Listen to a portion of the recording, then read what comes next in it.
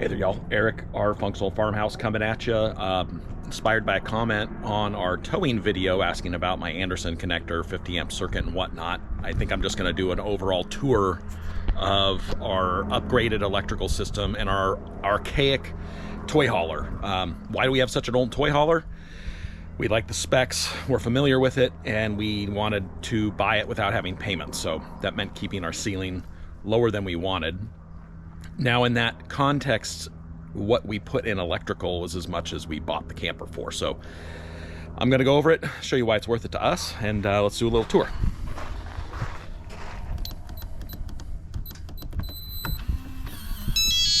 So if you don't have one of these RV locks, these are really nice. And the camper is a wreck from our last trip. Had to get a new Nespresso. This is one of the things on why we're doing what we're doing. So normally if you wanted 120, you had to come on in here, get your generator out, wait for the Jenny light to pop on. It's gonna choke, it's gonna stumble, and then now, well, not now, but I installed these analog gauges just for sanity check before we did the big upgrade. And you'll notice that generator's on. I don't have any 120. Well, why is that, Eric? Well, we're gonna come back here and we're gonna turn on our entire system. So now we've got 120, we've got the microwave on, and let's check our voltage. This isn't very accurate, but I have this hooked up to the check system. That's how I had that tied in. Figure, you know, why not make it a one-stop shop? So right now we are on, we're gonna old system, turn the generator off, you lose all your power. But here we are, we've got full 120 and an upgrade that is really nice is this digital thermostat. I'm going to go ahead and kick on the AC, even though it is cold, just for, you know, again, show you all the proof of concept. AC's on, generator's off, soft start's kicking in, the fan's on, compressor just kicked on, and we're rocking and rolling. You know, we can watch TV if we want, we can do any of the cooking. We like to cook like we cook at home. We've got an Nova, we've got an Instant Pot, and we have an air fryer. So I'm gonna start at the top. I'm gonna jump on the roof, go over the panels and what we have up there. I'm gonna come back inside, show you how I routed that in this particular camper. It's gonna be different. Every RV is a little different how your wire routing path is gonna work. And then I'll get in the front bay, go over the electric, and then of course the tongue with the DC-DC connector. So stay tuned. All right, howdy y'all. We are up on the roof of the camper.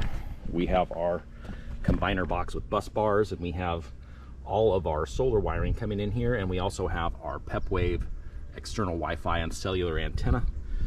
And then we have 10 Renogy 100 watt panels.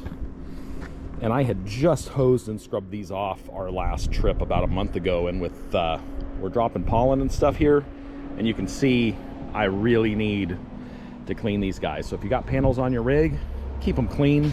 You know, you're getting a lot more dust than you would in a normal house. And in a perfect world, I would have done more. I've got 1,000. These are sold as 1,000 watt, or excuse me, 100, and they're 90 watt nominal. And my MPPT in the cabinet on 12 volts, that one can only do 700 watts. So I'm technically over paneled 200, but with the flatness of these panels, I rarely see a full 700 input on only the sunniest summer solstice days. So today, I mean, gosh, it's barely noon and the sun, you can see the shadow over here. We're casting a lot of shadow. The angle's not great. I will pull up the Victron install so you can see what I'm getting on solar. especially with these dirty panels at this time of year. And let's go down to the tongue and start there.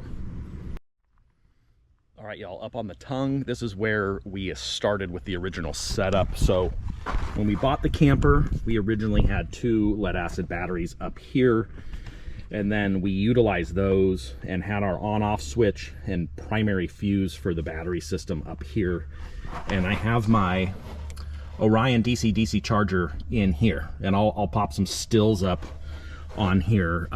So here's my Anderson plug for the camper, and that runs in through down here to the bottom, and I have ventilation holes cut so that DC-DC charger can cool. Now, why didn't I put that in the bay? Well, I'd be feeding the whole 12-volt system, and it wouldn't work. I felt like I needed to do it like this on my rig, so that I get full 30 amps when I'm driving behind our Cummins, and it definitely helps keep things topped off while we're en route. All right, y'all, so here's how I am controlling my Victron inverter. I have this switch, and we like to boondock, so I have it set up when the inverter's on, the light's on. When the inverter's off, I know it's off. That way, even though we have 330 amp hours of lithium, this is my on-off switch for my PepWave. And in here, we've got our PepWave appliance, and we have the wiring coming in from the box on top. It comes in here. We've got fuse for the solar, shut off for the solar, and then our Victron MPPT for the solar. And then this wiring runs down. I have to replace some of these things. It runs down through this cabinet. And you're probably gonna ask, hey Eric, how come these wires aren't on the cabinet wall? Well, that has everything entirely to do with the bay below it. If I move those wires to the wall, I miss the bay below. And that's my generator bay. So I really wanted to land there and then pop through the bulkhead to the cabinet next door. So we'll show you how that works. Here we are in the generator bay. We have some wiring coming down. It is grommeted into this metal enclosure. And of course, being out in the country, we do deal with some mice. I clean this out pretty frequently, but because of the lithium battery, we do have to have a lead acid, well, this is a lead gel starter for the generator. So I've got an isolator. Previously, we had ampere time 400 amp hour, and that battery lasted us 14 months. And even at, you'd think, oh, Eric, 400 amp hours, that's a huge battery. You know, it was an 8D format. It was huge, but it specifically said it's not a starting battery. And even this damn little generator, it would trigger the BMS on that thing. So I had to spend that. And this would make sense if I were to do this again. I'd be going 24 volt versus 12, and I'm going to show you why here in a second when we go over to the next bay. All right, y'all, here's our front storage bay. We have our generator inbound wired through here. This obviously is shore power or gen power. We've got our multiplus, and because of the room and whatnot, this is 12 volt, 3000 volt amp. This does everything we need it to do. You can see we're inverter on up there. We've got our shunt, we've got our bus bars. I've got on off going to the inverter. Up here we've got our servo, that's the heart of the Victron system. We've got shut off for the battery, 400 amp fuse, and we have our Victron lipo iron or lithium iron phosphate brand battery. This thing is a beast. RV environment, I need to put new Velcro there, but that's what we have going on down here. So the rig is always powered by this guy. I can shut it down. The rig is powered by this battery for all the house. So even if we're not on here, we have almost next to unlimited battery capacity with this thing compared to lead acid. Now the solar panels do help a lot, but you know, there's no magic here. And if you're gonna invest in something like this, you really need to jump all the way in to get your value, because I did have this hooked up to my 2 lead acids, and those batteries just could not perform the way this thing's meant to work. You know, I limped it home, you know, waking up in the desert and making mama a cup of coffee.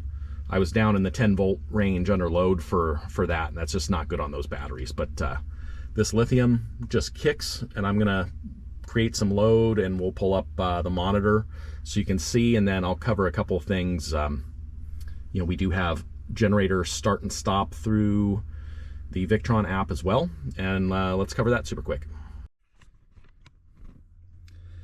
All right, y'all, this is what the Victron Connect app on iOS looks like. This is the Bluetooth enabled. You can see we got the servo, the lithium battery, the smart shunt, and the solar.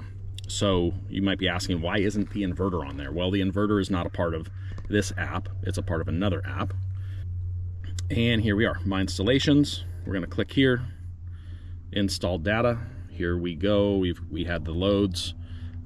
We've got the inverter showing inverting, and I'll pull this up on the computer too. That way we have a real screen cap. But one of the cool things is the remote console, and this is where most of the magic happens. So it saves the last screen, and I like to set this.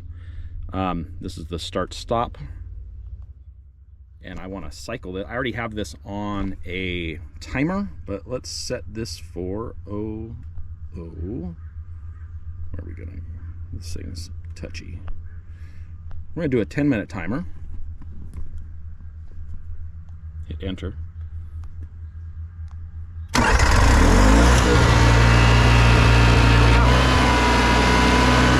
our timer on.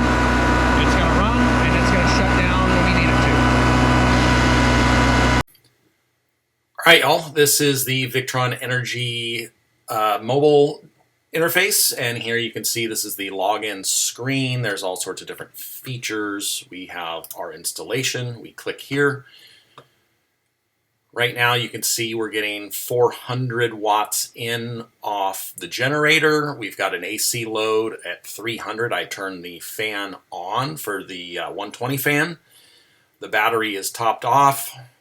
PV charging is basically null because we're using almost everything off the generator. We're in absorption charging now, and the MPPT is in float. Now, with the DC to DC charger, that only powers on. We have the older one that only powers on when you're connected. And if we come over here to advanced, there's all sorts of different settings and whatnot you can see. So, you know, when we lit off the compressor, we were using some battery stayed at charge. There's all sorts of cool stuff you can keep track of here. The device list, this shows what we've got. If you want to configure things, this is where you would do it. Unfortunately, VE Configure only runs on a Windows machine, and we are a full Mac environment for a lot of different reasons. So I do have a Windows laptop for a number of things, and this is one of those. Remote console, this is cool. This is their version of their touchscreen. And again, here you can see we're back on that manual start, and we've got 5 more minutes on that runtime. So if we click here and go back, we have auto start functionality is a deal. And then if we come back again, where is that? I don't think we shoot. Generator start stop. State manually stated. Runtime, time to next. Let's see. I haven't been in here for a minute. So, settings. There we are. So generator start stop settings. So you can set conditions here to turn the generator on loss of communication. I have it to stop, and then I have battery state of charged enabled. So when state of charge is lower than 20, it will run until the battery is at 75%. There are quiet hours. Sorry about that. I forgot the GoPro was also on. So if we come out here, you can turn quiet hours on. So if you're in a campground and you don't want to hear the generator, you kick that on. Quiet hour start time, that is 8 p.m. and quiet hour end time, 10 a.m. This is a 24-hour format. So this is really nice, and this runtime is not accurate. There have been a couple of snafus where it thought it started it, or I started it and turned it off manually and not in here, and it just counts the hours up because it's not, there's no validation to this other than the inverter seeing that. So we come back to the dashboard, and you've got all of the good stuff. So if we were running off this, and here I can, let's show you how it goes. Come back here.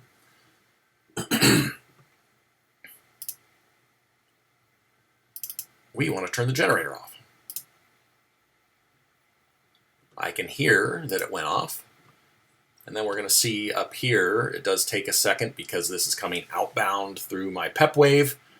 And then we are accessing it from their app. So now we can see the battery is discharging. Our AC load is still here. I imagine we'll see our PV come up once everything figures itself out. And here we are. Battery's discharging. I don't know why I'm not getting the detail. We want to show details. Sorry about that. So with the details showing, it shows our battery voltage right here. We're at 13.54, which is fully charged. Our fan is drawing 22.3 amps, and it has an estimated timer based on our state of charge and the parameters we have. So right now, we can run this vent fan for 20 hours on a full charge. And why aren't we running any solar yet? That's still in float. And the way this should be working is that the solar should be taking over the entirety of my AC load, and things are slowly getting in gear. Those panels are pretty filthy, despite being a short little time. And as you'll see, things in this system are not knee-jerk reacting. They move slow and methodical, and that's what we want. We don't want to be shunting power here to here, super, at peak current.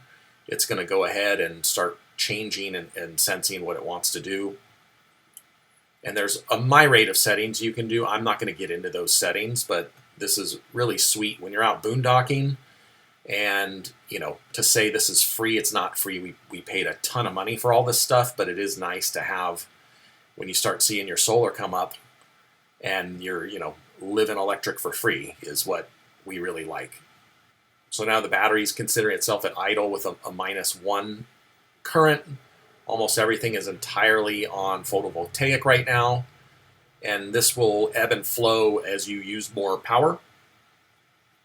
And that is kind of wrapping up where we're at with this guy. All right, y'all, we are back in. We've got air on still. I'm going to go ahead and dial that guy back off. It is really nice having this digital Z-Wave battery-powered thermostat.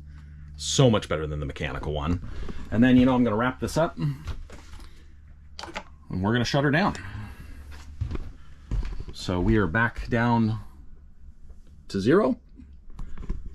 And, the battery, PV is going to top the battery back off from that. I don't have to think about anything. It just runs. And even in our older patinaed toy hauler, we still feel that our quality of life while we're traveling and boondocking, these weekend warriors were built for glamping. This is not a stretch your water, this is a take a shower every day type of rig. And we really enjoy it. There's newer ones, there's bigger ones. I like the size of this. It does everything we need to do, and it fits our family well. And being able to run everything on AC without this darn generator running. And we do have a really cool Honda generator, by the way, which is another selling point. But if you're thinking about doing electric, you haven't done it, key takeaways are, if I were going to redo the system, I'm going to stay with Victron. Why haven't you used the American brand, Eric? Well, I've heard, and Quality is hit and miss from what my research, the research I did at the time I did it. And for just a little more, you know, Victron is, in my opinion, the global leader in off-grid solar battery AC generation continuity there. So we previously, when we first installed the inverter, we had our interstate lead acid batteries. We knew those weren't going to work. I cheaped out and I bought an Ampertime, now Lifetime 400 amp hour battery. That battery lasted about 14 months and took a crap on us while we were north of St. George in Leeds at our first Harvest Host on a hot day with no power. And so where am I going with this? If I were to redo everything, I would go 24 volt. It keeps the it cuts the amperage in half. When you're dealing with 12 volt, especially, you know, and this is only a 30 amp rig, so I only have one leg. I'm generating upwards of 250 amps of current, which is a lot. I'm wired right for it. My connections are tight. You want to make sure these are tight, but going to 24 volt, I could get more out of my MPPT without having to spend a couple $100 more. And the batteries are a little more expensive, but everything's just, the form factor is a little better. And most of this rig on 12 volts, the Victron makes a 24 to 12 volt step down transformer. And I would go with that. It is a big investment. All in all, I think we're into this thing probably 10 grand with the battery. And I bought that Victron battery before they dropped the pricing, so that was a mint. But after being stranded with the family on the road on a 1 week road trip, I'm going name brand only. And you might say, well, you know, Lifetime's got the warranty. They do. And it was prorated, and that maybe I missed it. It didn't seem very well articulated when I bought it. And so, you know, we've been out camping and we've seen other campers struggling, and I, you know, walked, oh, they got Ampertime. I guarantee you, we helped some folks down at the beach. I said, you know, I just went through this. Here's what pictures they want. Here's what to do. Send them to support. They'll help you out. And they had their batteries mounted in an orientation that killed them. So follow your instructions. Some of y'all, if you're only doing RV, or not only doing RV, we're in RV, Eric, duh. If you're only doing RV parks or campgrounds with hookups, none of this is going to be relevant to you. We like to go to the desert. We're here in Southern California. We 2-3 nights living large without having to sacrifice our glamping situation. You know, and as a point for cooking, you might see my green egg video. You know, we've got a green egg and a Green Mountain grill in here as part of what we do. So we don't like to suffer when we're out. But, you know, it's different for everybody. We can go out and buy a $200,000 fifth wheel, and there's all sorts of places you can go. But our old rig, upgraded electric, just makes it for us. And, you know, when we're out camping, someone will walk by and see my Innova sous vide out front and notice we're not running anything, and they start looking at the rig and they see the panels and, oh, it's not just a piece of junk. We like to ride under the radar. She's a sleeper. So if y'all got any questions, I'm going to link to the blog post we have that covers all of this electric, and there's a separate blog post on the PepWave. You can't have any of the remote stuff without cell service. So I'll link both of those below. Comment, like, subscribe. What do you guys think? What are you doing with yours? What hiccups are you? And finally, a hat tip to Matt and Diana of Adventurous Way. I copied a lot of our setup. I used a lot of theirs as inspiration. So hat tip to them. I hope they're doing well. They haven't been posting a lot. Anyhow, see y'all in the next one.